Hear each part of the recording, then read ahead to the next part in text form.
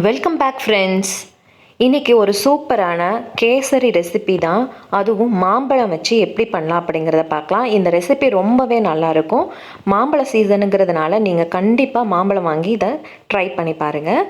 Normal கேசரிக்கும் இந்த கேசரிக்கும் நிறையவே difference, taste வைஸும் சரி அரோமா வைஸும் சரி ரொம்பவே நல்லாயிருக்கும். இதுக்கு நான் ஒரு டேபிள் ஸ்பூன் அளவுக்கு நெய் ஹீட் பண்ணிக்கிறேன். ஃபஸ்ட்டு நம்ம முந்திரி, திராட்சை இதை எல்லாமே வறுத்து எடுத்துடலாம்.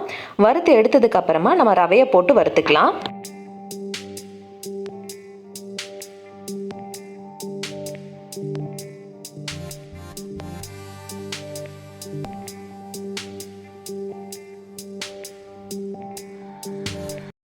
இப்போ பார்த்தீங்க அப்படின்னா நம்ம முந்திரியும் திராட்சையும் நல்லாவே வறுத்தெடுத்தாச்சு.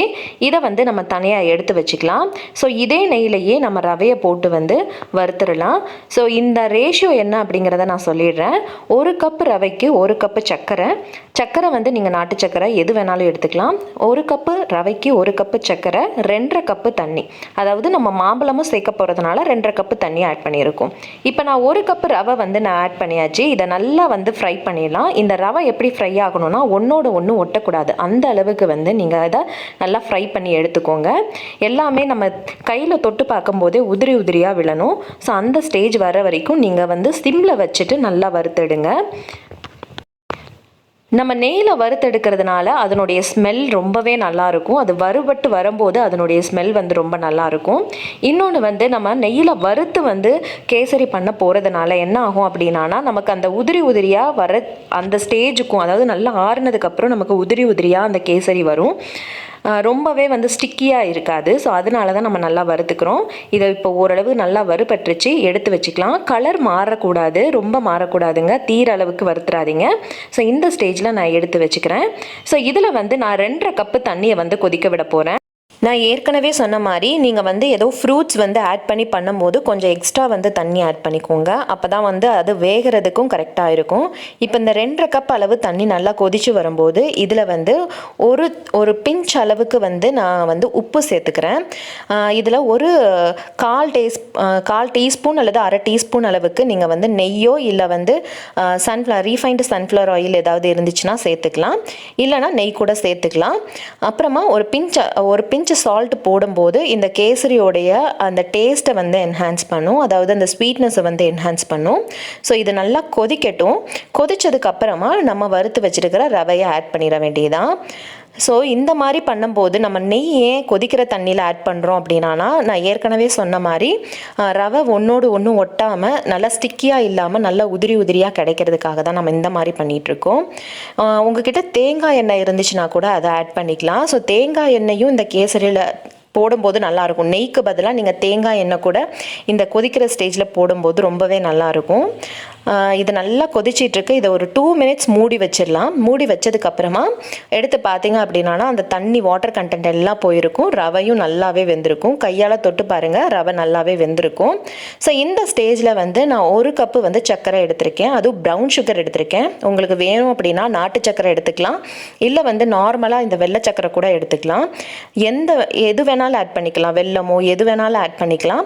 பட் 1க்கு 1 மட்டும் ஞாபகம் வச்சுக்கோங்க. ஸோ அந்த ரேஷியோவில் நீங்கள் ஆட் பண்ணிங்கன்னா கரெக்டாக இருக்கும். ஏன்னா மாம்பழமும் சேர்க்க போகிறதுனால நமக்கு அந்த ஸ்வீட்னஸ் அதில் கொஞ்சம் இருக்கும்.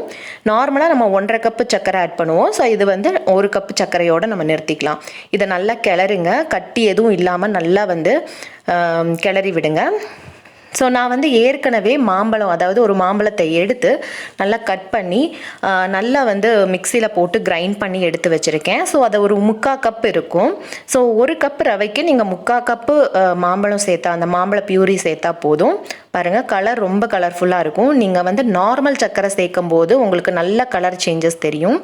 இதில் ப்ரௌன் சுகர் சேர்த்ததுனால உங்களுக்கு அந்த அளவுக்கு அந்த எல்லோயிஷாக வராது. பட் ஒயிட் சுகர் சேர்க்கும் போது அது நல்லாவே தெரியும். ஸோ இதையும் நம்ம நல்லா கிளறிக்கலாம். ஸோ ஒற்றை பாரி இருந்துச்சு அப்படின்னா நீங்கள் அப்பப்போ கொஞ்சம் கொஞ்சமாக நெய் விட்டு கூட சேர்த்துக்கலாம். நான் ஏற்கனவே சொன்ன மாதிரி நெய் இல்லைன்னா கொஞ்சமாக நீங்கள் தேங்காய் எண்ணெய், நார்மலாகவே கொஞ்சமாக தேங்காய் எண்ணெய் இந்த கேசரியில் சேர்த்திங்கன்னா அதனுடைய ஸ்மெல் ரொம்ப நல்லாயிருக்கும். டேஸ்ட் வைஸும் ரொம்பவே நல்லாயிருக்குங்க. ஸோ இதை அப்படியே கிளறிட்டு இருக்கலாம்.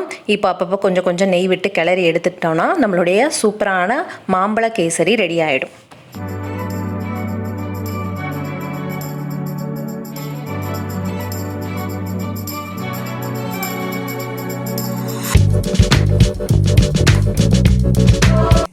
இப்போ பார்த்தீங்கன்னா ஓரளவுக்கு கிளறியாச்சு. இதில் நான் வந்து ஒரு 3 ஏலக்காய் வந்து நல்லா பொடிச்சிட்டு சேர்த்தாச்சு.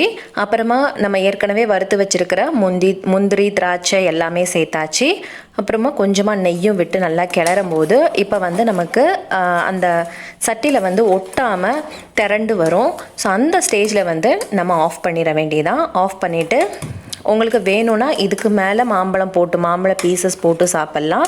இல்லை ஃப்ளேவரோடு போதும் அப்படின்னா இப்படியே நீங்கள் சர்வ் பண்ணலாம். இது கொஞ்சம் ஆறுனாலும் உங்களுக்கு வந்து எப்படி இருக்கும் அப்படின்னா ரொம்ப ஸ்டிக்கியாக இருக்காது, நல்லா உதிரி உதிரியாக வரும். நான் ஆறுனதுக்கு அப்புறமா உங்களுக்கு காட்டுறேன் கடைசியாக எப்படி இருக்குன்னு பார்க்கலாம். அவ்வளோதான், நம்மளுடைய சூப்பரான ரொம்ப ரொம்ப ஹெல்த்தியான ரொம்பவே ஒரே 10 நிமிஷத்தில் ஒரு ஸ்நாக்ஸ் கேட்கும்போது நம்ம இந்த மாதிரி பண்ணி தரும்போது குழந்தைங்களும் குஷி ஆகிடுவாங்க. ஸோ இந்த மாதிரி ட்ரை பண்ணி பாருங்கள், கண்டிப்பாக பிடிக்கும். அவ்வளோதான், ரெடி ஆகிடுச்சு பாருங்கள். நல்லா நெய் ததும்ப ரெடியாக இருக்குது. ஸோ ஒட்டவே இல்லை, தனித்தனியாக தான் இருக்குது. சூடாக இருக்கிறதுனால அந்த நெய்யெல்லாம் வந்து உருகி இருக்குது, அதனால் இப்படி இருக்குது பாருங்கள். கொஞ்சம் ஆறுனதுக்கப்புறம் நான் காட்டுறேன். இதுக்கு மேலே வந்து நீங்கள் மாம்பழ பீசஸ் போட்டு சர்வ் பண்ணும்போது ரொம்பவே நல்லாயிருக்கும், கலர்ஃபுல்லாகவும் இருக்கும், அட்ராக்டிவாகவும் இருக்கும். நான் கடைசியாக கேசரியை எடுத்து காட்டுறேன் பாருங்கள். அவ்வளோ சூப்பராக உதிரி உதிரியாக வந்திருக்கு. உங்களுக்கு கண்டிப்பாக இந்த வீடியோ பிடிச்சிருக்குன்னு நம்புகிறேன். நீங்களும் இதே மாதிரி மாம்பழம் வச்சு கேசரி பண்ணி பார்த்துட்டு சொல்லுங்கள். பிடிச்சிருந்தா என்னோட சேனலை சப்ஸ்கிரைப் பண்ணுங்கள், லைக் பண்ணுங்கள், ஷேர் பண்ணுங்கள், கமெண்ட் பண்ணுங்கள். இன்னொரு சூப்பரான வீடியோவில் சந்திக்கலாம். தேங்க்ஸ் ஃபார் வாட்சிங்.